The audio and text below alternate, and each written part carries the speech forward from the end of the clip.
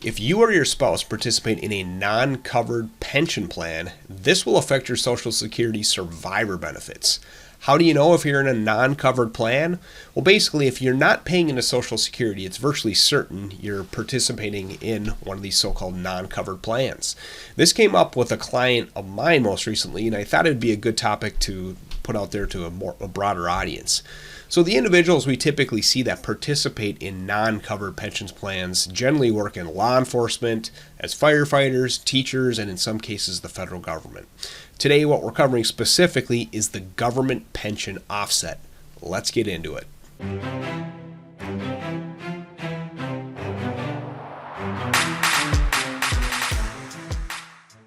Now before we get started, I just want to ask you specifically, what is your biggest question about Social Security aside from the very narrow issue that we're addressing today? Leave me a comment, send me an email, and I will respond. And additionally, this will also give me some ideas about what to discuss in future videos. Now let me just describe the real life situation I had with a client that put the government pension offset law on my radar. And going forward, I'll just say GPO for short because government pension offset's kind of a mouthful. So basically, here's the situation. I was working with a retired couple. The husband had worked in the private sector for his entire career, and the wife had worked as a teacher and worked for a school district that participated in one of these non-covered pension plans. And basically what happened was the husband unfortunately passed away, and the question was, well, will the wife be eligible for a Social Security survivor benefit? And after doing a bunch of research, what I learned is in their specific case, the wife would not be eligible for a Social Security benefit. Well, technically she's eligible for a survivor benefit. However, because of the GPO, her Social Security survivor benefit is zero. And that's what we're going to kind of talk about here with a couple of examples. So real briefly, basically the GPO was put in place to make the entire retirement system more fair.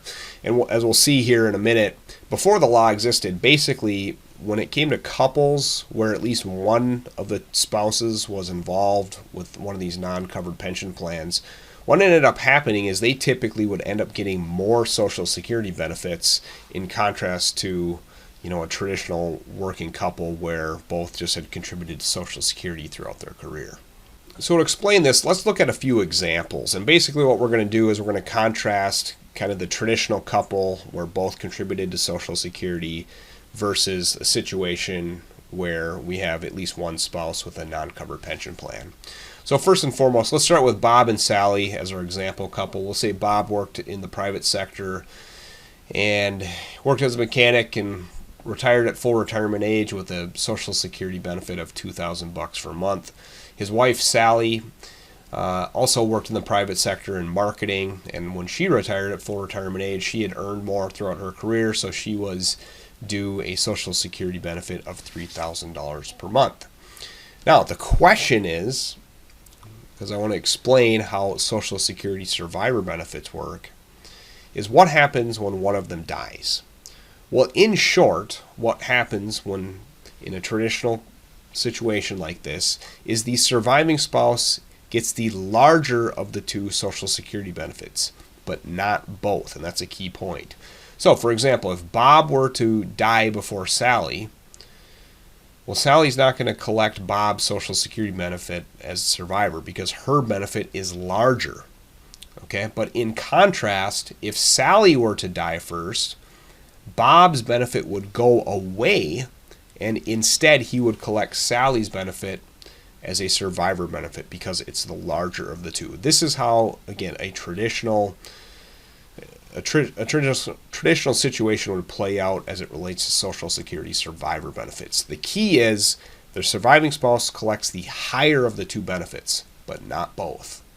Now let's just change the scenario a little bit so we can see how the government pension offset comes into play.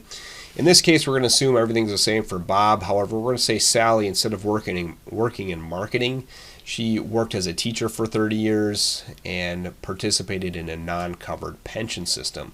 So at her full retirement age, she's due a pension check of $3,000 per month. And the main thing I want to focus on here is this scenario. What happens when Bob dies, or if Bob were to die before Sally? Well, one might intuitively think, okay, Sally isn't collecting any Social Security. And remember what we just talked about in a traditional situation. When one spouse dies, the surviving spouse collects the larger of the two benefits. Well, her Social Security benefit right now is zero. So isn't she due Bob's Social Security benefit as a survivor? And in this case, the answer is no. And it's because of the GPO. I should be a little bit more technically accurate here. Sally would be eligible for a survivor benefit. However, the way the GPO calculation works, the amount she would be eligible for is zero. So basically, what I want to emphasize here is the purpose of the GPO is to prevent people like Sally from collecting benefits that they otherwise would not have collected had they been part of the traditional Social Security system. Again, if we go back to our first example, remember, in this case, if Bob dies first, Sally's going to collect the larger of the two benefits, not both. So Bob dies, his Social Security benefit goes away as well.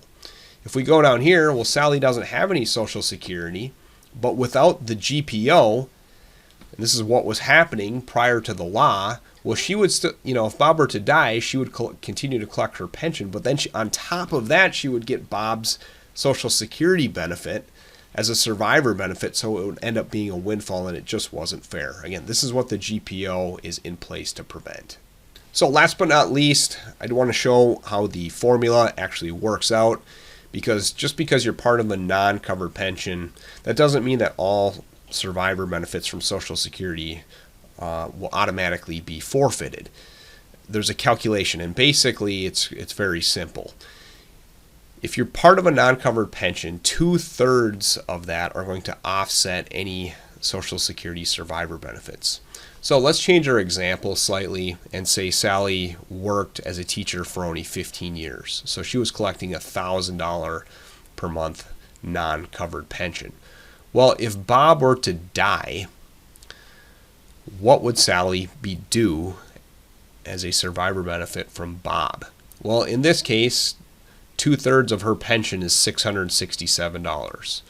So Bob's Social Security benefit, $2,000 minus the $667 from the GPO means Sally would be eligible for a $1,333 per month Social Security survivor benefit. This is how the GPO formula works.